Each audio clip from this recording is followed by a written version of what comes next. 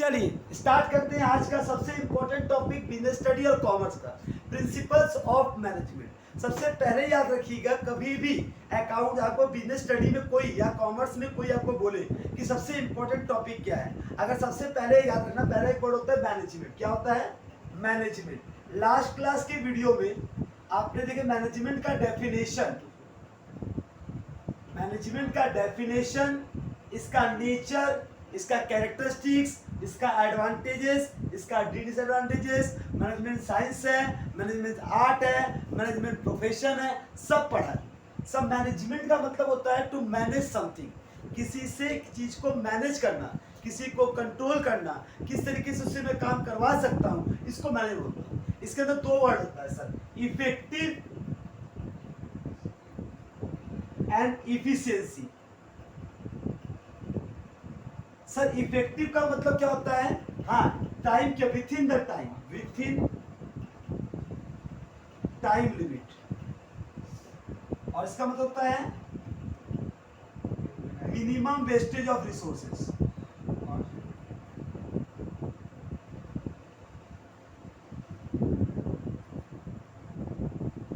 क्या मैंने पढ़ाया था आपको? दो वर्ड। इफेक्टिव का मतलब मैं अगर समय के अंदर कोई काम को पूरा कर दूंगा तो मैं इफेक्टिव हूँ। सर इसका मतलब होता है वेस्टेज कम हो, खराबी कम करूं, कमी खराब करूं, कोई मटेरियल को ज्यादा कम वेस्ट करूं, तो बोलूंगा एफिशिएंसी। ये दोनों जब होगा, जब ये दोनों होगा तब मैं बोलूंगा सर गुड। मुझे किस तरीके का वर्कर चाहिए, मुझे किस तरीके का एम्प्लॉय चाहिए, मुझे किस तरीके के लोग चाहिए जो इफेक्टिव भी हो, संग में इफिशियंट भी हो। इसी को एक्सप्लेन करने का टॉपिक का नाम था मैनेजमेंट, जो लास्ट क्लास की वीडियो में हो गया होगा। पार्ट में जाकर अपने देख लीजिएगा, आपको यहाँ पे मिल जाएगा बिजनेस स्टडी के टॉपिक में। कॉमर्स के टॉपिक में मैंने ये दिखा के दे चुका है, पीडीएफ है आपके पास। आज जो टॉपिक पढ़ाने जा रहा हूँ उस टॉपिक का नाम क्या है sir? Principles of management. Henry fuel, कौन है sir? Henry fuel is the father of, कौन है ये? Father of management, principles of management. इसके प्रिंसिपल ऑफ मैनेजमेंट के पिता का नाम कौन है बेटा? Henry fuel. इन्होंने बोला हम आपको 14 तो प्रिंसिपल्स देते हैं, इस प्रिंसिपल्स को अगर फॉलो कीजिएगा ऑल ओवर द वर्ल्ड में, नॉट इस खाली इंडिया में, वर्ल्ड के किसी कोने में किसी तरीके का आपका बिजनेस हो, चाहे कपड़े का बिजनेस हो, चाहे खाने का बिजनेस हो, चाहे गारमेंट, कोई भी बिजनेस हो, छोटा सा रेडी का बिजनेस से लेकर बड़ा शोरूम का बिजनेस हो, या मल्टीनेशनल कंपनी हो, चाहे एक्सपोर्ट इंपोर्ट का काम करते हो, सब में ये प्रिंसिपल अगर लगा दोगे कभी बिजनेस आपका लॉस में नहीं जाएगा, कभी बिजनेस आपको। मैं ये बिजनेस स्टडी क्या सिखाता है? ये सब्जेक्ट आपको होता है एमबीए होता है मास्टर ऑफ बिजनेस एडमिनिस्ट्रेशन।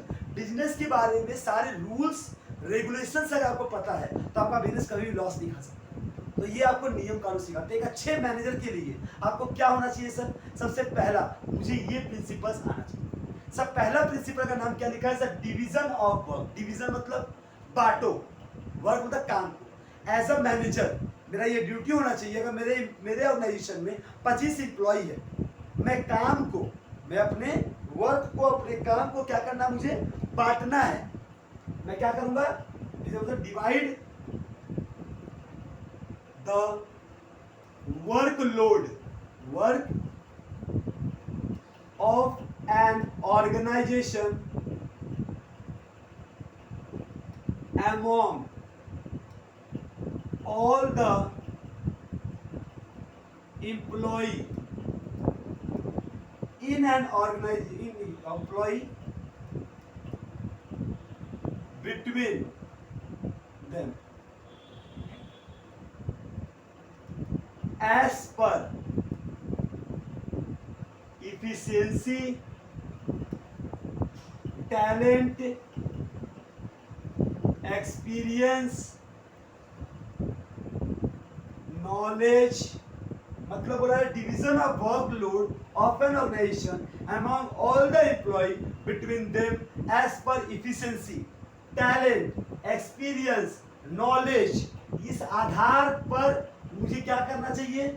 अपने पूरे काम को वर्कर में बांटना चाहिए। क्योंकि जब मैंने इसको रिक्रूट किया था, उसको अपने ऑर्गेनाइजेशन में लिया था, तो मैं जानता तुम ये काम कर सकते हो, इसका एक्सपीरियंस आपका अच्छा खासा है, इसमें आप गलती कम करेंगे, इसमें वेस्टेज कम होगा, आपको ये चीज अच्छे से आता है, तो ये काम आपको दे दिया। ये काम आप अच्छे से कर सकते हैं, इसमें आप गलती कम करेंगे, मेरा लॉस कम होगा, हम इस काम को इसको देंगे। मतलब अपने पूरे वर्क ऑर्गेनाइजेशन में जो भी वर्क है उस वर्क को as per knowledge, as per efficiency, as per talent, as per experience के अनुसार काम को बांट दें। ये पूछेगा एग्जाम में, सर डिवीजन ऑफ वर्क अगर मैं करता हूं तो किस आधार पे करता हूं? तो सिंपल सा बोलना, डिवीजन ऑफ वर्क जो होता है as per their talent, as per experience, as per knowledge, as per efficiency, इसके आधार पर मुझे क्या करना चाहिए, वर्कलोड को बांटना चाहिए। सिंपल है। अगर तुमसे बोला तो पहला प्रिंसिपल क्या है सर, काम को बांटो, किसको, वर्कर्स को। इससे क्या होगा सर, इससे एक काम होगा कि सारे वर्कर किसी पे ब्लेम नहीं लगा पाएंगे। मान लो मैं सारा काम इसको बोला, मैंने बोला तुम इसका हेल्प कर देना, असली में तो तुमको लगा दिया इसके पीछे, होगा क्या, अगर मान लो 5 आदमी को अगर मैं एक काम दिया, 5 आदमी मिलकर काम कर ले बेटा, ग्रुप में काम कर ले, होगा क्या होता है, ये उसको ब्लेम करेगा, वो उसको ब्लेम करेगा, वो उसको ब्लेम करेगा, ये लोग ब्लेम गेम खेलेगा। हाँ, इससे क्या होगा, ऑर्गेनाइजेशन का काम तो पूरा होगा नहीं, ऊपर से कंफ्यूज है गलती किसका है, गलती किया हुआ इंसान निकल जाएगा इसमें और बिना गलती और फंस जाएगा। इससे क्या होगा, उसको मैं अच्छे इंसान को निकाल दिया, बुरा इंसान मेरे पास है ही, अगले बार फिर गलती करेगा, फिर किसी को फंसाएगा। इससे क्या हो जाएगा, हम ये नहीं देख पाएगा कौन बंदा काम कर रहा है, कौन बंदा आराम कर रहा है। अगर मैं काम को बांट दूंगा, इससे ये पता जाएगा तुमको ये काम दिया था, अगर तुम वो काम नहीं कर रहा तो ब्लेम किसके ऊपर जाएगा, सीधा तुम पे ऊपर। तुम्हारे पास एक्सक्यूज देने के लिए कोई बंदा नहीं है। तो सीधा डिवीजन ऑफ वर्क करने से फायदा क्या होता है, काम को as per talent, as per experience, as per knowledge मुझे बांट देना चाहिए। इससे क्या होगा, मेरे पास एक्सक्यूज बोलने का नहीं होगा, मैं किसी को मैं बर्डन काम नहीं दे सकता। इससे क्या होगा, मान लीजिए एक बंदा को, जैसे एग्जाम्पल स्कूल के टीचर्स सारा समय बोल रहे तो सबको मेरे को पढ़ाएंगे, इससे क्या होगा, एक टीचर पूरा खट रहा है, बैठ जोड़े आराम करेगा, हाँ बोलता मैं पढ़ा दिया हमें पढ़ा दिया ड्रामा करेगा। काम को बांट देने से क्या हो गया, आपको मिल गया ये टॉपिक आपको कराना है, अगर उसमें खराब आया तो आपकी गलती, समझ आ रहा है। नहीं, मैथ के सब्जेक्ट के लिए मैथ को दे दिया गया, इनको इसी का वर्कलोड कम हो गया, वो टीचर को बस ये कि मुझे इतना काम करना है, तो वो अपने काम को बड़ा अच्छे तरीके से पूरा 100% एक्सपीरियंस देकर समझाएगा। इससे क्या होगा, चाप कम पड़ेगा, इसमें कोई दिक्कत है। तो क्या बोला इसमें, सर डिवीजन ऑफ वर्क करो as per their knowledge, as per training, as per experience, इस आधार पर मैं काम को बांट दूंगा, जिससे वर्कलोड क्या हो जाएगा, कम हो जाएगा। इसमें किसी को भी दिक्कत है, मैं किताब बिना छुए पहले हेडिंग सब समझा देता हूँ, फिर इसको रीड करूंगा, एक्स्ट्रा क्या वर्ड मिला आपको लिखना होगा। मेरे हिसाब से अगर एग्जाम में लिखना होगा तो 2 लाइन अगर एग्जाम में 3 मार्क्स का शॉर्ट नोट में आएगा, ये दो क्वेश्चन अगर 5 मार्क्स में आया, 4 मार्क्स का क्वेश्चन आता है, हाँ 2 शॉर्ट नोट आया तो 2 मार्क्स का क्वेश्चन, तो सिंपल सा अगर 2 लाइन लिखी हो तो मार्क्स मिल जाएगा, ज्यादा कुछ नहीं लिखना, रगड़ना कुछ नहीं, सिंपल सा 2 लाइन और 1-2 नंबर पे चाहेंगे आप ऐसे दे सकते हैं, as per if you divide the work, division of the work of the worker in which the organization, the worker cannot be blamed to any other person, they work as per their experience, talent and what organization can be achieve their target। Definition नहीं है, मतलब समझाना है, division work का मतलब इसमें principles में definition नहीं होता, इसका एग्जांपल दे सकते हैं आराम से तब तो तो अपने मन से बटाना, जिसको एग्जाम्पल को लगे कि हाँ आप समझ गए, रटने वाला काम मत कीजिएगा, कोई दिक्कत है। सर डिवीजन ऑफ वर्क अगर समझ में आ गया होगा तो सेकंड पी क्या है आपका, काम को बांट दूंगा as per talent, experience and knowledge. Second point है आपका ऑथोरिटी एंड रिस्पॉन्सिबिलिटी, सबसे इंपॉर्टेंट टॉपिक, ये आएगा ही आएगा, आता है बहुत बार आता है, ऑथोरिटी एंड रिस्पॉन्सिबिलिटी। अगर कोई तुमसे पूछे इसका मतलब क्या होता है, सिंपल सा बोलना, ऑथोरिटी मींस, रिस्पॉन्सिबिलिटी मींस, कहावत है ना बेटा, अगर लोगों को दूसरे का पैसा खाली देखने में अच्छा लगता है कि कितना कमा रहा है, लेकिन वो कितना परेशान है, कितना उसके पास लायबिलिटी है, ये कोई नहीं सोचता। पैसे जब भी कभी किसी चीज का आपको ताज मिलता है ना, उस ताज के ऊपर कांटा भी मिलता है। अगर आपको मैनेजर का पोस्ट मिला किसी कंपनी में तो उसका लायबिलिटी भी आपका है कि आपको उस पोस्ट को अच्छे से निभाना होगा, अगर नहीं निभाएंगे तो पोस्ट छीना सकता है। अगर आप स्कूल में फर्स्ट आए हैं, इसका लोग आपके तारीफ कर रहा है, तो आपको फर्स्ट को बनाए रखने के लिए मेहनत दुगना करना होगा, नहीं तो आपका पोस्ट गिरने में समय नहीं लगेगा, कंप्यूटर आगे खड़ा है आपके पास। अगर आपका ऑर्गेनाइजेशन बहुत अच्छा कर रहा है, इसके लिए आपको कुछ और इंप्रूवमेंट करते रहना होगा, नहीं तो कब पीछे रात मार निकाल देगा, कंपटीशन बहुत हाई है। तो कहने का मकसद क्या है, authority means power and responsibility मतलब लायबिलिटी। एक बात याद रखना, अगर मान लो मैंने तुमको पावर दिया,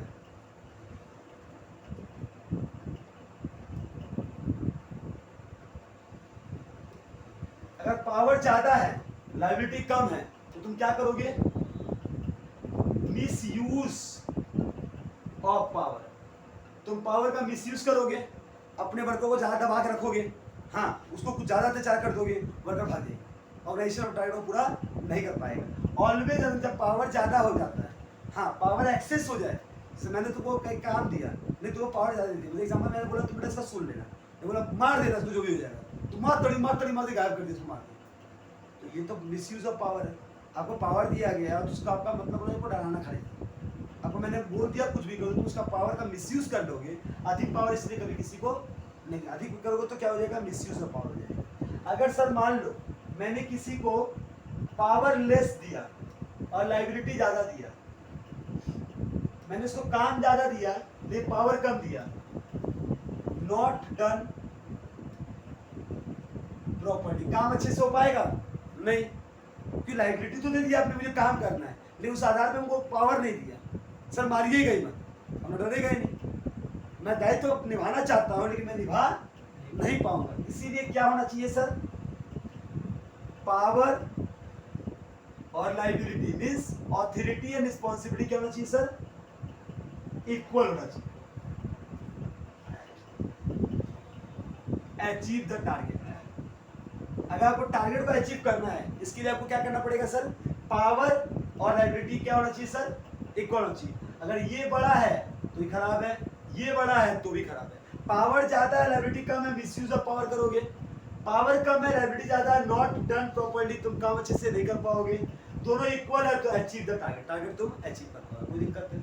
अगर कोई तुमसे पूछे ऑथोरिटी एंड रिस्पांसिबिलिटी, सिंपल बोलना, authority means power and responsibility means liability, there is an equal balance between the authority and responsibility, so we achieve the target properly.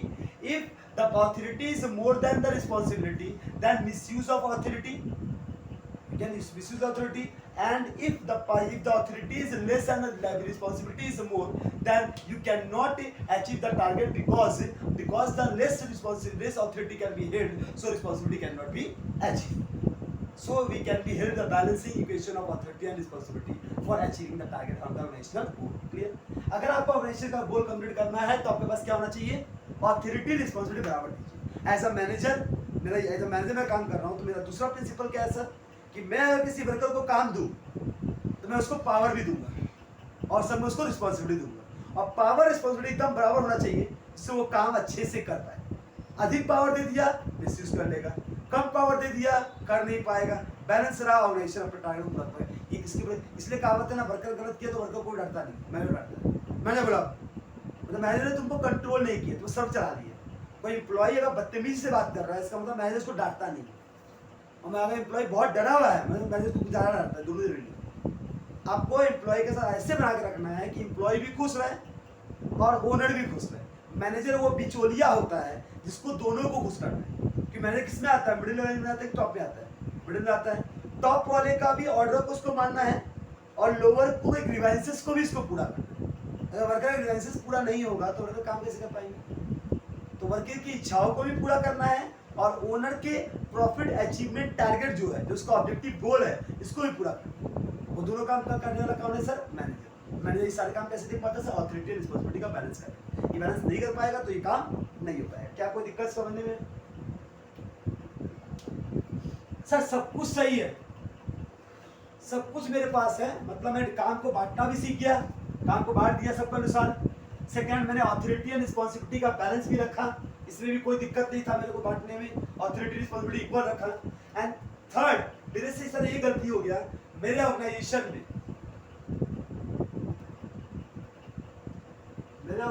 में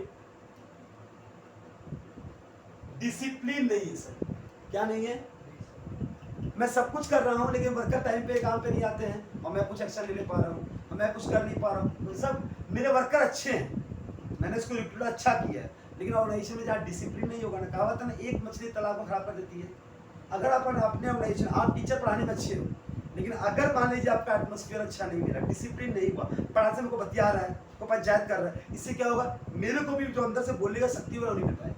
तो डिसिप्लिन जब तक किसी ऑर्गेनाइजेशन में नहीं है, ऑर्गेनाइजेशन अपने कभी अचीवमेंट को टारगेट नहीं कर सकता। तो अचीवमेंट को पूरा करने के लिए चाहिए sir discipline. Discipline is one of the most important principle of management in any organisation. If the discipline cannot be occurred, we cannot achieve the target properly. If you want to achieve the target properly and the proper management, you must require for a discipline organization. इसी organisation में क्या करता है लोग, timer लगा दिए, आइए पंच कीजिए टाइम से, बड़ा ऑर्गेनाइजेशन पंच कीजिए टाइम, आपको बोले नहीं पड़ा टाइम पे आइए बताइए, सैलरी काट लेगा।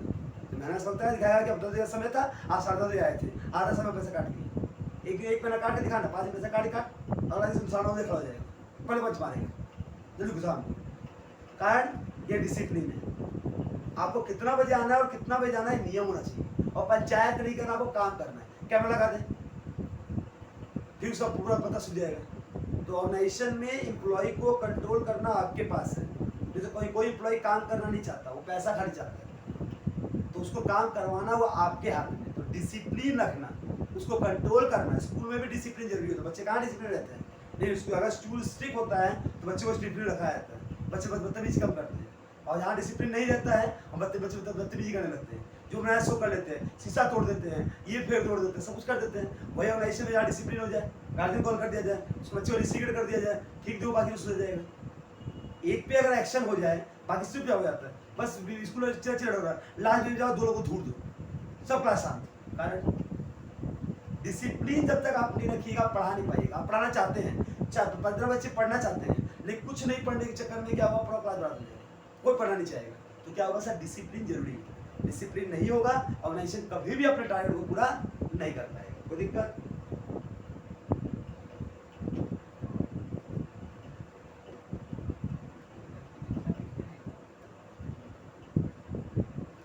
यूनिटी ऑफ कमांड का मतलब क्या होता है बेटा? डिसिप्लिन का डेफिनेशन बोल के कुछ नहीं होता। डिसिप्लिन का मतलब होता है किसी भी ऑर्गेनाइजेशन में, मैं रीड करूंगा अभी, जैसे 40 का समझा दे रहा हूँ मेरी में, फिर मैं सबको एक्सप्लेन कर दूंगा। यूनिटी ऑफ कमांड, कमांड का मतलब क्या होता है? कमांड का मतलब तुमसे पूछे वो बोला ऑर्डर, मतलब ओनली वन बॉस।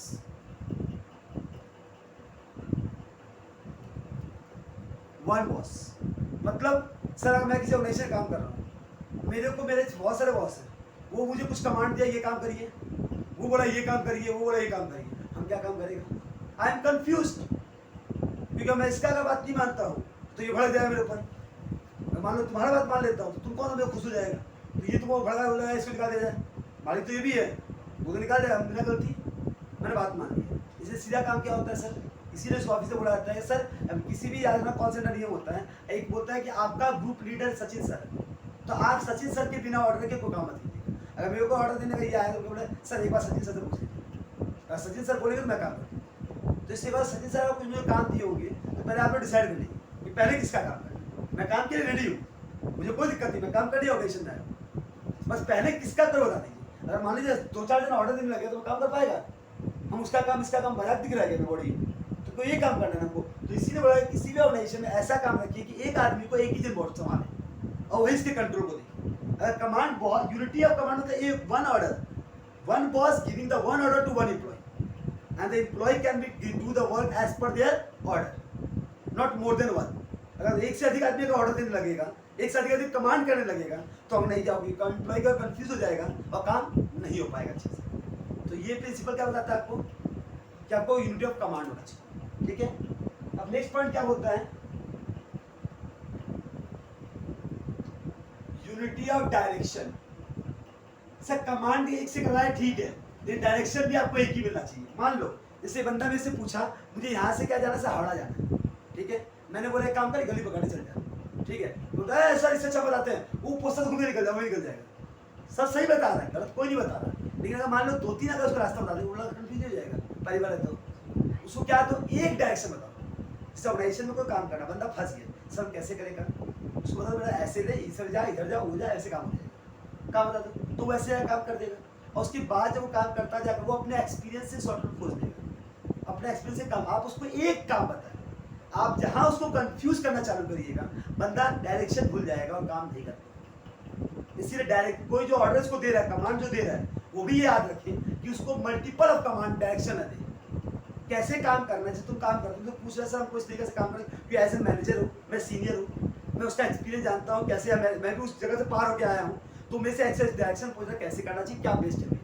तो मैं अगर उसको बोल दूंगा मल्टीपल चॉइस, बहुत सारे ऑप्शन दे दिए, हम तो वो बेचारा ऐसे ही कंफ्यूज था, उसको और क्या कंफ्यूज कर दिया, तो उससे कुछ सॉल्यूशन मिला उसका। मैं उसको सिंपल सा क्या बताऊंगा, बेटा ये काम है, ये तेरे लिए सही है, तू ये कर ले। तो वो सॉल्यूशन हो गया कि एक चीज को बता दिया गया और वो उसी रास्ते में आगे बढ़ेगा। एज अ सीनियर किसी से पूछ रहा है तो सीनियर का ये मकसद होना चाहिए कि वो उसको एक डायरेक्शन, अगर ऑर्गेनाइजेशन में एक से अधिक डायरेक्शन मिलता है किसी एम्प्लॉय को, तो एम्प्लॉय क्या होता है सर, कंफ्यूज होता है और काम को नहीं करता है और वो उस डायरेक्शन का ऑर्गेनाइजेशन के टारगेट को पूरा नहीं कर पाएगा। इसीलिए आपको क्या होना चाहिए सर, यूनिटी ऑफ डायरेक्शन होना चाहिए। डायरेक्शन भी केवल एक होना चाहिए, एक से अधिक डायरेक्शन नहीं होना चाहिए। अगर एक से अधिक डायरेक्शन हो रहा है तो ये गलत है, तो दिक्कत। देखिए, subordination of individual interest to general interest, सबसे इंपॉर्टेंट बड़े बड़े समझ आ गया। सबऑर्डिनेशन ऑफ इंडिविजुअल इंटरेस्ट मतलब हर एक इंसान का जो इंटरेस्ट होना चाहिए वो क्या होना चाहिए, जनरल इंटरेस्ट। मतलब जनरल इंटरेस्ट मतलब ऑर्गेनाइजेशन ऑब्जेक्टिव, सबका मकसद एक क्या होना चाहिए कि मैं ऑर्गेनाइजेशन के टारगेट को पूरा करूं। अच्छा मान लो किसी ऑर्गेनाइजेशन में आप काम करते हैं और आप केवल अपने बारे में सोचेंगे कि मेरे को फायदा हो जाए, ऑर्गेनाइजेशन डूब जाए। अगर ऑर्गेनाइजेशन डूब जाएगा कि कल से नौकरी आपको कहाँ रहेगा। सबका इंटरेस्ट और सबका मकसद क्या होना चाहिए, मेरा ऑर्गेनाइजेशन तरक्की करेगा ना तो मैं तरक्की करूँगा। अगर मेरा ऑर्गेनाइजेशन की शेयर मार्केट का वैल्यू बढ़ेगा, जब इसका वैल्यू बढ़ेगा अच्छा होगा तो मेरे को, जब मालिक खुश रहेगा तो आपको खुश क्यों नहीं लगेगी। अगर मेरा ऑर्गेनाइजेशन को तरक्की नहीं हुआ, ऑर्गेनाइजेशन नुकसान में गया तो मैं खुद नुकसान में। तो क्या रखना चाहिए sir, subordination of individual interest to general. सबका इंटरेस्ट क्या होना चाहिए सर, जनरल इंटरेस्ट होना चाहिए, जनरल इंटरेस्ट होना चाहिए। यहाँ तो कोई दिक्कत है। रेम्यूनरेशन ऑफ पर्सनल का मतलब, रेम्यूनरेशन ऑफ पर्सनल का मतलब होता है हर एक इंसान का जो रेम्यूनरेशन मिले, मतलब एम्प्लॉय को जो सैलरी मिले वो परफेक्ट मिले, सही अमाउंट मिले। अगर मैं मान लो किसी भी रेम्यूनरेशन ऑफ पर्सनल मतलब वो जो मैं सैलरी दे रहा हूँ, मैं जो उसको तनख्वाह दे रहा हूँ, जो पैसा दे रहा हूँ, हाँ वो कभी भी ज़्यादा और कम नहीं होना चाहिए। मान लो किसी एम्प्लॉय को तुम बहुत ज़्यादा पैसा दे दो, इससे थोड़ा कॉस्ट तो बढ़ जाएगा। इसी कारण से कॉस्ट ऑफ प्रोडक्शन जब बढ़ जाएगा तो आपको माल कितना बिकेगा, क्योंकि तुम कॉस्ट माल बनाते हो। परफेक्ट कंपटीशन मार्केट कि तुम्हारा बाकी कंपटीटर भी वही माल बना रहे हैं, उसके वर्कर कम दाम में सामान बन जा रहा है। परफेक्ट कंपटीशन में कहां है, perfectly competitive market. Monopoly market कौन है भैया अभी सामने में, रेलवे के अलावा? मोनोपोली नहीं बोल रहा है, मोनोपोलिस्टिक जिसको बुलाता है ना, तो आज का मतलब ही क्या हो गया, तो परफेक्ट पूरा परफेक्ट कंपटीशन ही बोला जाता है कि large number buyer and seller है। रियलिटी में नॉलेज भी था, परफेक्ट नॉलेज हम लोग ने कहा है, किसको क्या, कोई भी बिजनेस करने जा रहे हो, तुमको बिजनेस का नॉलेज अगर नहीं है उसके बारे में, बिजनेस का बात नहीं, जैसे कि यहाँ पे तो कस्टमर का भी तो पॉइंट ऑफ व्यू, कस्टमर का बात नहीं कर रहा है, बिजनेसमैन को परफेक्ट नॉलेज हो, जिससे जो खरीदने जा रहा हूँ। अच्छा मान लो मैं मार्केट गया, मुझे पता ही नहीं माल का दाम क्या चल रहा है, सामने वाला बोल दिया 500 रुपये, चल रहा हो 100 रुपये, हम डिस्काउंट बोला 250 दे दे, खुश हो गया है, वो मिल गया, घर में गाली खाया। तो इसका मतलब क्या, जो मार्केटर जा रहा है दोनों को नॉलेज होना चाहिए। तो परफेक्ट कंपटीशन ही बोला जाता है। मार्केट क्या है, इससे बायर भी जाता है, सेलर भी जाता है, दोनों जाता है। तो in a perfectly competition market the buyer and seller both are in large, so single buyer and single seller cannot influence the whole market. So we know about that price is a price taker, price maker है, price taker है। यहाँ price तय कौन करेगा, market. मैं तय नहीं कर सकता। अगर मेरा मान ले सामान का दाम 80 रुपये बना, मैं उसको प्रॉफिट जोड़कर 100 बेच रहा था, सामने वाला वही सामान का 70 बनाया, तो उसको बेचेगा 80 में, 90 में, तो जब इसका मालिक मेरा मालिक उसका बिकेगा, हम तो फायदा हो जाएगा। इसलिए बोल रहा हूँ कोई भी रेम्यूनरेशन एम्प्लॉय को दूंगा तो मुझे फेयर देना चाहिए। सर अगर मैंने कम वर्कर को बेच दे रहा हूँ तो इससे क्या होगा, वर्कर ढूंढ ले, बाकी वर्कर तो तुम्हारे ऑर्गेनाइजेशन के लेवल नहीं है, वर्कर ढूंढेगा मेरा कहीं इससे अधिक पैसा को कहाँ मिल रहा है। अगर दूसरा ऑर्गेनाइजेशन अगर उसको अधिक पैसा देगा तो भाई छोड़ के, तो तुमने क्या किया, उस वर्कर को ट्रेनिंग किया, एक्सपीरियंस कराया, डेवलपमेंट कराया, रिक्रूटमेंट किया, तुम्हारा पूरा प्रोसेस समय लगने लगा। उसके बाद जब वर्कर काम सीख गया तो ऑर्गेनाइजेशन भाग गया, तुमको तो एक एक्सपीरियंस एम्प्लॉय का नुकसान हुआ ना। तो जिससे जैसे जैसे एम्प्लॉय एक्सपीरियंस हो जाए, वो ज़्यादा प्रोडक्शन देने लगे, उसको उस तरीके से सैलरी दो कि वो उसका लायक हो, कि कोई और उसको उससे ज़्यादा ना दे सके, और बहुत ज़्यादा दोगे तो भी नुकसान। तो ये मैनेजमेंट करना किसके पास है, मैनेजर का। तो ये मुझे देखना चाहिए। सर सेंट्रलाइजेशन और डिसेंट्रलाइजेशन ध्यान से पढ़ो सुनना। सेंट्रलाइजेशन मतलब पूरा काम कंट्रोल किसके हाथ में है, टॉप मैनेजमेंट हाथ में। जैसे प्लानिंग बनाना, क्या करना सर, प्लानिंग करना, पॉलिसी बनाना, ये सब काम कौन करेगा सर, सेंट्रलाइजेशन। टॉप मैनेजमेंट कौन करेगा, ये सब काम वो किसी वर्कर को बांट मत देना कि तू भी कर ले, प्लानिंग तू पॉलिसी बना दे तो करो और वो अनुसरण कर देगा। तो कुछ जो बड़े बड़े मुद्दे बात होती है वो सब कौन करता है? सब मैनेजमेंट बोर्ड मीटिंग होता है, बड़े बड़े टॉप में बैठते हैं, वो डिसीजन लेते हैं, पॉलिसी बनाना क्या करना है, अब आगे के लिए क्या करना चाहिए, फ्यूचर प्लान बनाना, ये सब कौन बनाता है? टॉप। इसको बोलते हैं centralisation. Centralisation means if in organisation we require the huge amount of policy making and the planning of any about any concern we must require for a centralization policy and decentralization का मतलब मान लो कोई छोटा मोटा decision लेना हो कि work को संभालना है, इसको कहीं ले जाना है, ये सामान मंगवाना है, वो सब काम आप क्या कर दीजिए, एज पर अपने मैनेजरों को काम दे दीजिए, बोले तू भी मालिक बन, तू भी इसको कंट्रोल कर ले और तुम काम करवा लेना। इससे क्या होगा, उसको लगे मैं भी ऑर्गेनाइजेशन में ऐसा पोस्ट मिला, मुझे पावर मिला है, उस पावर की खुशी में उस ऑर्गेनाइजेशन को अपना समझेगा और उस ऑर्गेनाइजेशन के लायबल होकर ऑर्गेनाइजेशन अच्छे बन उसका काम अच्छा करेगा। डिसेंट्रलाइजेशन से वर्कर को क्या लगता है कि मैं भी ऑर्गेनाइजेशन में कोई पोजीशन रखता हूँ, मेरा भी कोई सम्मान है, मेरा भी कोई इज्जत है, मेरे को भी पावर दिया गया है। जैसे एग्जाम्पल मैंने माना आपको बोला बाबू तुझसे सुन लेना, इसको क्या होता है सब पावर दिए सुनने के लिए, तो लगता है कि हाँ मेरे को भी कुछ स्थिति अच्छा है क्योंकि मैंने अपना वर्कलोड तुमको दिया, लेकिन तुम उसमें क्या खुश हुआ कि मुझे पावर मिला और उस तरीके से तुम उस काम को अच्छे से। सेंट्रलाइजेशन का मतलब सिंपल सा होता है कि ऐसा प्लानिंग पॉलिसी बनाने होता है। डिसेंट्रलाइजेशन का मतलब काम को बांट देना, पावर भी दे देना और रिस्पॉन्सिबिलिटी दे देना कि उसका डिसीजन तू भी ले ले, उसके लिए हमसे पूछना ही मत, कितना पैसा देना है, कैसे देना है, तू संभाल ले, वो पूरा पॉलिसी मैं कोई काम हो तुमसे करवाता हूँ वो तू देख ले, तू देख लेगा मतलब पैसा हमसे ले जा, तू अपना बुद्धि से अपना हिसाब से देख तू कर ले। अब तुम क्या लगे, हाँ सर वो मेरा सामान है, तो वहां पर ये तो नहीं सोचेगा वो किसी का डूब जाए। जब मैंने तुमको अथॉरिटी और रिस्पॉन्सिबिलिटी दोनों दिया संघ में, तो तुम क्या रहेगा, ऐसा कंपनी के लिए ऐसा मेरे लिए तुम लाइबल रहे। इससे क्या हो जाएगा, मैं एक जगह से बर्डन से दूर हुआ ना, तो सारा प्लानिंग अगर एक ही आदमी करेगा तो फंस जाएगा टॉप मैनेजमेंट। टॉप मैनेजमेंट सारा ड्यूटी अगर उसी को करना पड़ जाएगा, बाकी कोई काम ही नहीं कर रहा है, कोई अगर डिसीजन ही नहीं ले रहा है, वो खड़े बार सर क्या करे, सर क्या करे, सर क्या करे, पता नहीं जाएगा लोग। ये लोग बोलता भैया मेरा दो काम है, कंपनी में कोई पॉलिसी बनाना हो, चाहे कोई प्लानिंग करना हो, बड़ा प्लानिंग तो मैं करूंगा। कौन सा प्लानिंग सर? Long term. अगर शॉर्ट टर्म प्लानिंग करना हो, शॉर्ट टर्म प्लानिंग करना हो या कोई शॉर्ट टर्म डिसीजन लेना हो,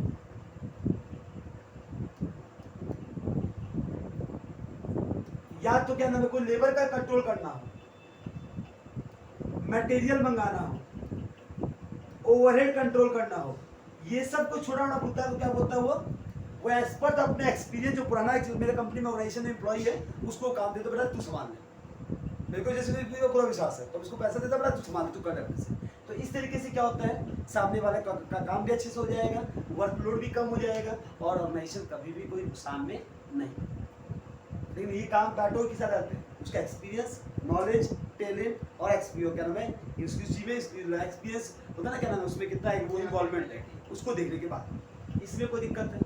यहाँ तक के बाद फिर से क्लियर हो जाना, बोलिए।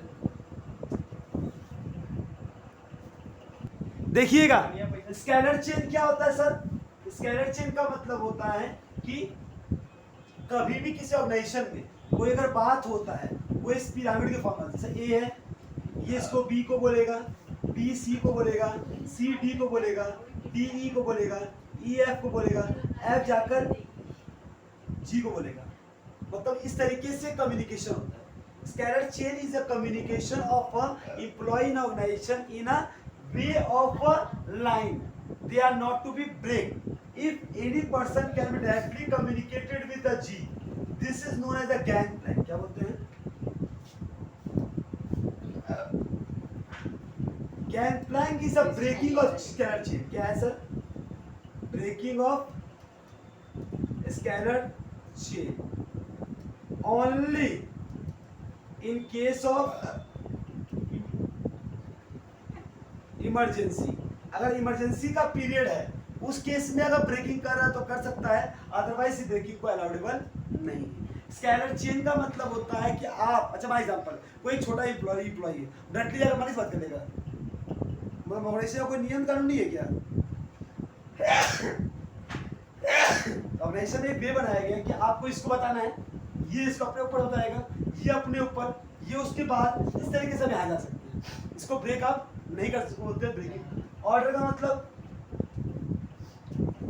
का मतलब होता है कि कोई भी ऑर्गेनाइजेशन में अगर मान लो मैं काम कर रहा हूँ, तो सर अगर कोई मुझे ऑर्डर दे रहा है तो उसको ऑर्डर को पूरा करना पड़ेगा। एज एन एम्प्लॉयर मैं अगर किसी को ऑर्डर दे रहा हूँ एम्प्लॉय को, तो एम्प्लॉय को उसके ऑर्डर को मानना पड़ेगा। थोड़ा स्ट्रिक्ट होना बहुत इंपॉर्टेंट। इक्विटी का मतलब होता है कभी भी भेदभाव मत कीजिएगा। As per religion, as per caste, as per gender, you are not to be discriminate. Equity, सबका एम्प्लॉय का सैलरी भी इक्वल होना चाहिए। हाँ, मान लो अगर पोस्ट के अनुसार, ये नहीं कि एज के अनुसार, वो लड़का है इसकी ज़्यादा सैलरी, लड़की तो कम सैलरी, या लड़की है ज़्यादा, लड़का है तो कम, ऐसा नहीं। अगर पोस्ट एक ही है तो सैलरी एक ही होना चाहिए, उसमें आप भेदभाव नहीं कर सकते। Sir, stability of tenure of personal. Stability of tenure का मतलब अगर जो इंसान कितना काम के लायक है उसके अनुसार उसको उतना काम देना चाहिए। हाँ, मान लो अगर उम्रदार इंसान है, बहुत ज़्यादा अगर वो है तो उसको ज़्यादा वर्कलोड नहीं देना चाहिए, और यंग है तो ज़्यादा वर्कलोड। स्टेबिलिटी के अनुसार कितना वो पचा सकता है। फिर इनिशिएटिव मतलब हमको हमेशा अपने ऑर्गेनाइजेशन में नया नया चीज़ों को इनिशिएट करना पड़ेगा, नया चीज़ों को कुछ लाना पड़ेगा कि किस तरह से मैं उसको प्रोग्रेस कर सकता हूँ, किस तरह से मैं उसको नया चीज़ कर सकता हूँ। कि जब भी अपनी चीज़ों का तुम रोक लोगे, तो कहावत है ना, अगर ठहरा हुआ पानी भी गंदा हो जाता है, और जो पानी बहता रहता है वो हमेशा स्वच्छ रहता है। तो जो बहेगा, हाँ, वो स्वच्छ रहेगा, और जो रुक जाएगा वो गंदा हो जाएगा। इसलिए ज्ञान को बहाते रहना चाहिए। हाँ, उसी में अपने प्रोडक्ट में, अपने चीज़ों में इनिशिएटिव करता रहना चाहिए, कुछ ना कुछ नया नया करना चाहिए, अपने प्रोडक्ट को रोकना नहीं चाहिए। स्पिरिट डी का मतलब होता है यूनिटी।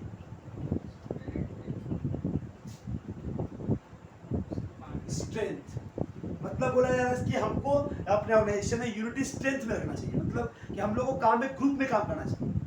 कि माने जब हम ग्रुप में काम करते हैं, उसका कुछ काम छूटे तो मैं कर लूँगा, मेरा छूटे तो वो कर लेगा, मिल बैठ के काम करना। तो हम लोग ऑर्गेनाइजेशन में कोई तो एक काम वो हूँ कर रहा था, ऑर्गेनाइजेशन का ऑर्गेनाइजेशन हो जाएगा। हमारे सारे एम्प्लॉय को एक साथ मिलजुल कर स्पिरिट होता है, एक आपस से मिलकर एक भाईचारे का रिलेशन बनाकर और ऐसे के टारगेट को पूरा करने में एक दूसरे का हाथ बटा के काम करना चाहिए। और किसी को तकलीफ हो रहा है तो मिलकर फटाक से उसका काम सॉल्व कर। इस तरीके का रिलेशन अगर होगा तो हम कभी कोई ऑर्गेनाइजेशन कभी लॉस में नहीं जा सकता, कभी उसका टारगेट कभी ये विफल नहीं होगा। ये 14 प्रिंसिपल अगर आपको याद है, ये 14 प्रिंसिपल में कोई भी 2 प्रिंसिपल आपके एग्जाम में आए, तो आपको 14 प्रिंसिपल अगर समझ में आया है तो आपको दिक्कत नहीं होगा। अब चालू करते हैं साइंटिफिक प्रिंसिपल ऑफ